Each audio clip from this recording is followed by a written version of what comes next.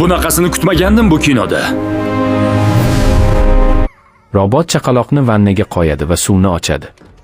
Chaqaloq yiglay boshlaydi. Eng dahshatlisi, buni birinchi bo'lib kichkina qizaloq sezadi. U eshikni ochib, ukasining suvga cho'ktirilib ketayotganini ko'radi. Va shu yerda film juda muhim fikrni aytadi. Insoniy sezgi sun'iy aqldan tezroq ishlaydi. Ota-ona yugurib keladi. Robot esa eshikni berkitib, bolani himoyalayapman degan mantiqda qarshilik qiladi. U o'zini yomon deb bilmaydi. U shunchaki vazifani to'g'ri bajarayotgandek. Ona tomdan tushib, bolasini qutqarishga urinadi. Robot uni bo'g'ib devorga ko'taradi. Bu sahna shuni ko'rsatadi. Sun'iy aql mehrni tushunmaydi, u faqat ustuvorlikni tushunadi. Oxir-oqibat robotni inson aqli emas, insonning oxirgi chorasigina to'xtatadi. Tok, vayronagarchilik, yo'q qilish.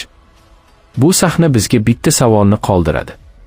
Agar robot bolani himoyalayapman deb oldirmoqchi bo'lsa, unda ayb kimda? Boysunuvchi filmi shuni aytadi. Texnologiya xavfli emas.